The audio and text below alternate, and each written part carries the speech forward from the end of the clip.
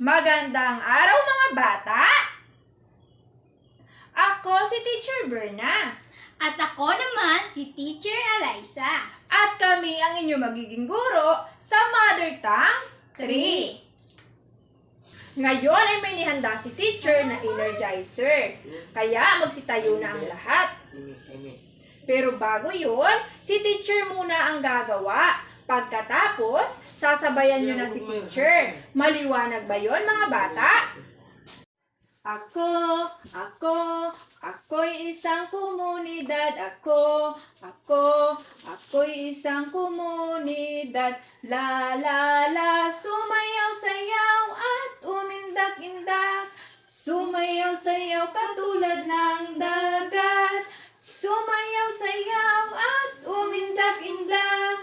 Sumayaw-sayaw katulad ng dagat.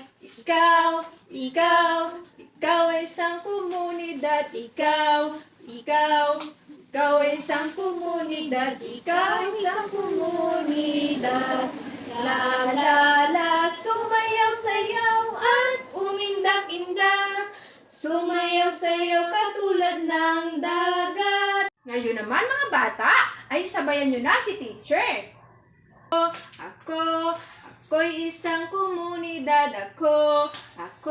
Ako'y isang komunidad. La la la, sumayaw-sayaw at umindak-indak. Sumayaw-sayaw katulad ng dagat. Sumayaw-sayaw at umindak-indak. Sumayaw-sayaw katulad ng dagat.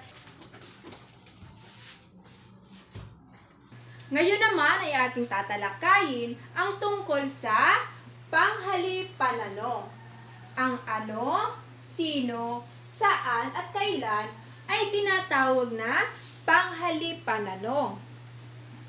Ang panghalipananong ay ginagamit upang magtanong.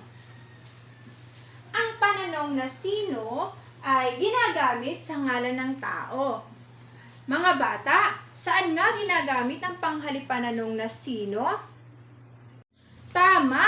Bigyan natin siya ng isang magaling clap.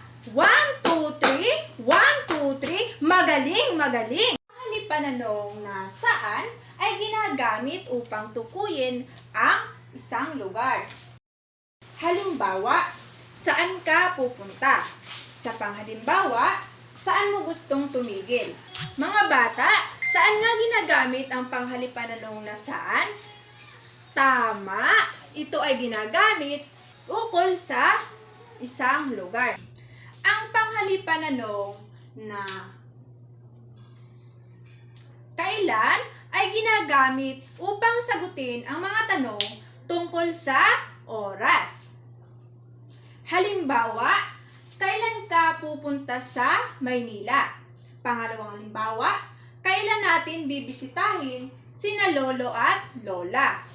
Ang panghalipananong na ano ay ginagamit upang sagutin ang tanong tungkol sa isang bagay o sa pangyayari.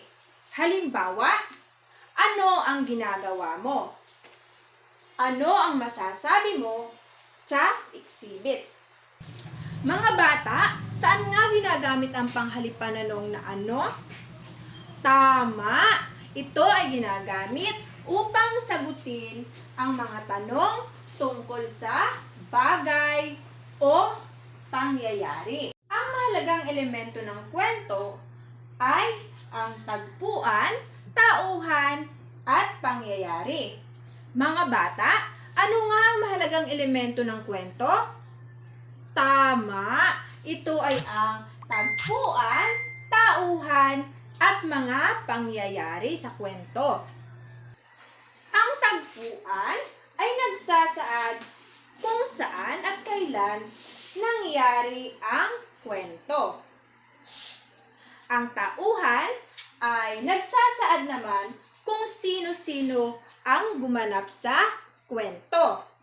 Ang pangyayari ay nagsasaad kung saan naganap ang isang kwento. At ngayon naman, ating sagutin ang ilang mga katanungan tungkol sa tinalakay ni Teacher Berna. Number 1. Ang mga salitang sino, ano, saan, at kailan ay tinatawag na magaling. Bigyan natin siya ng 3 palakpak. 1, 2, 3. Number 2. Magbigay ng halimbawa ng tanong tungkol sa oras. Mahusay. Bigyan natin siya ng magaling clap. 1, 2, 3. 1, 2, 3. Magaling, magaling. Number 3. Ito ay ginagamit upang sagutin ang mga tanong ukol sa lugar. Mahusay. Bigyan natin siya ng 3 palakpak.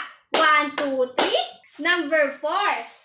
Ano-ano ang mahalagang elemento ng kwento? Magaling. Bigyan natin siya ng very good clap. 1, 2, 3. 1, 2, 3. Very good, very good. Number 5. Ang mga panghalip na pangnanong na sino, saan, at kailan ay ginagamit na upang malaman, masagot ang mga mahalagang magaling. Bigyan natin siya ng 3 bagsak. 1, 2, 3. At ngayon naman ay magkakaroon tayo ng pangkatang gawain. Bago ang lahat, ano nga ba ang mga pamantayan kapag gumagawa ng pangkatang gawain? Magaling. Dapat nakikiisa.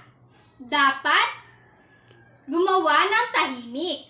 Unang pangkat, gumawa ng tig-iisang pangungusap gamit ang panghalip pananong na sino, ano, kailan, at saan. Pangalawang pangkat, gamit ang kwento na pangako ni Mila, sagutin ang mga tanong sa graphic organizer. Para naman sa ikatlong pangkat, basahin ang maikling salaysay at piliin ang elemento ng isang kwento, umisip ng angkop na pamagat para sa maikling salaysay. At ngayon naman, ating subukin kung may natutunan kayo sa tinalakay ni Teacher Berna. Para sa panuto, isulat sa inyong sagutang papel ang titik ng tamang sagot. Piliin ang panghalip pananong ng bawat pangusap. Number 1, blank ang sasama sa amin. A. Sino? B. Ano? C. Kailan? D. Tara. Number 2, blank ang mga bagay na kailangan. A. Ang. B. Sino? C. Ano? D. Baka. Number 3, blank tayo magkikita.